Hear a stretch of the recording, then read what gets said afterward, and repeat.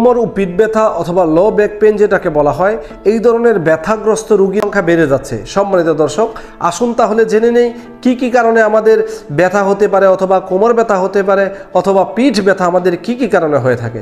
সম্মানিত দর্শক, আমরা যখন কোনো বস্তু নিচ থেকে ভারী কোনো কিছু উঠাই, সেই কারণে আমাদের ব্যথা হতে পারে। তাছাড়া বিভিন্ন কারণে আঘাতজনিত কারণে আমাদের ব্যথা হতে পারে। তাছাড়া আমরা যখন এক জায়গায় অনেক সময় ধরে বসে থাকি, হঠাৎ যখন আমরা নড়াচড়া করি, তখনও আমাদের এই হঠাৎ নড়াচড়ার কারণে আমাদের ব্যথা হতে পারে। আমরা যারা নিয়মিত ব্যায়াম করি না, আমরা যারা অলস প্রকৃতির আছি, তাদেরও বিভিন্ন সময় আমাদের ব্যথার বিভিন্ন কারণে হতে পারে।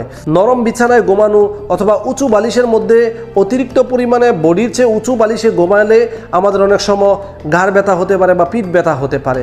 তাছাড়া খেলাধুলায় আচমকা হঠাৎ করেই যে কোনো ধরনের টান খাওয়ার ফলে আমাদের ব্যথা হতে পারে। হাড় ক্ষয় অথবা মেরুদণ্ড ক্ষয় হওয়ার কারণে আমাদের ব্যথা হতে পারে। মেরুদণ্ডের ফাটলের কারণে আমাদের ব্যথা হতে পারে। তাছাড়া জন্মগত কারণেই অনেকের ব্যথা হতে পারে। শরীরে বিভিন্ন ধরনের আর্থ্রাইটিসের কারণে আমাদের ব্যথা হতে পারে। পিত্তথলিতে সমস্যা থাকলেও আমাদের পিঠ এবং কোমর ব্যথা হতে পারে। তাছাড়া যারা অতিরিক্ত পরিমাণে অনেক বেশি ওজন, শরীরের বিভিন্ন ওজন যেটা তার জন্য পারফেক্ট নয়, এমন অতিরিক্ত ওজনের কারণেও অনেকের ব্যথা হতে পারে। তাছাড়া মহিলাদের জরায়ুতে বিভিন্ন সমস্যার কারণেও তাদের কোমর ব্যথা হতে পারে। তাছাড়া মাসিকের কোনো ধরনের গোলযোগ থাকলেও অনেক ক্ষেত্রে মহিলাদের কোমর ব্যথা হতে পারে। সায়াটিকা বা কোমরের নার্ভের বিভিন্ন ধরনের সমস্যার কারণেও মানুষের কোমর ব্যথা হয় অথবা পিঠ ব্যথা হতে পারে।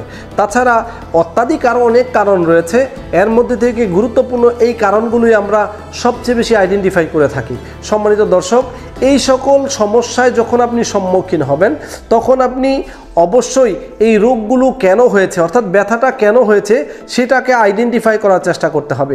সম্মানিত দর্শক, কিছু কিছু ব্যায়ামের মাধ্যমে আমাদের এই সকল ব্যথাগুলো দূর হয়ে যায়, অথবা ব্যায়ামের পাশাপাশি কিছু ঔষধ সেবনের মাধ্যমেও আমাদের এই ব্যথা থেকে আমরা পরিত্রাণ পেতে পারি। সম্মানিত দর্শক, তাছাড়া ঘরোয়া কিছু চিকিৎসার মাধ্যমে আমরা এই সমস্যা থেকে পরিত্রাণ পেতে পারি। যেমন আপনার ব্যথা হলে আপনি কি কি খাবারকে বেশি পরিমাণে গুরুত্ব দিবেন, সেটা হচ্ছে আদা নার্ভের সমস্যাকে দূর করে দেয়। হলুদ, লেবু, অ্যালোভেরা, ক্যালসিয়াম এবং ম্যাগনেসিয়াম জাতীয় খাবার, তাছাড়া ডিম, দুধ, দই, প্রোটিন জাতীয় খাবার, এগুলো খাওয়ার ফলে আমাদের ক্যালসিয়ামের কারণে যদি কোনো কারণে ব্যথা হয়ে থাকে, সেই সমস্যাগুলো আমাদের দূর হয়ে যাবে। তাছাড়া দুধ, ঘি, সবুজ শাকসবজি, বিভিন্ন ধরনের ফলমূল, বাদাম, এই সকল খাবারগুলো খাওয়ার ফলেও আমাদের এই ব্যথা থেকে আমরা পরিত্রাণ পেতে পারি। সম্মানিত দর্শক, তাছাড়া ব্যায়াম এবং ঘরোয়া চিকিৎসার পরেও আমরা যদি হোমিওপ্যাথিক কিছু ট্রিটমেন্ট করি, অর্থাৎ হোমিওপ্যাথিক কিছু চিকিৎসা করি, তাহলেও আমাদের এই ব্যথা, কোমর ব্যথা অথবা পিঠ ব্যথা অতি দ্রুতই ভালো হয়ে যাবে।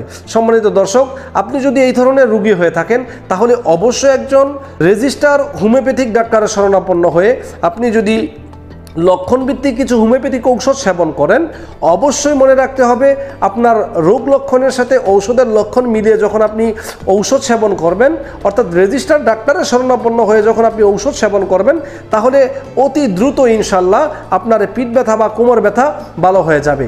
সংক্ষেপে শুধু বলে দিচ্ছি কি কি ঔষধ আমাদের পিঠ এবং কোমর ব্যথার জন্য রয়েছে।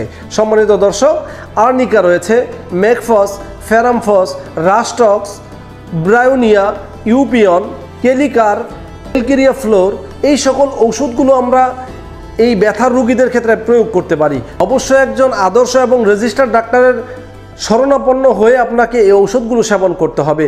কোনো ঔষধই ডাক্তারের পরামর্শ ছাড়া সেবন করা উচিত নয়। এই জন্যে অবশ্যই আপনাকে একজন রেজিস্টার্ড হোমিওপ্যাথিক ডাক্তারের শরণাপন্ন হয়ে এই সকল ঔষধগুলো সেবনের মাধ্যমে আপনি আপনার ব্যথার থেকে পরিত্রাণ পেতে পারেন। সম্মানিত দর্শক, এতক্ষণ পর্যন্ত আমাদের সাথে থাকার জন্য ধন্যবাদ। আসসালামু আলাইকুম।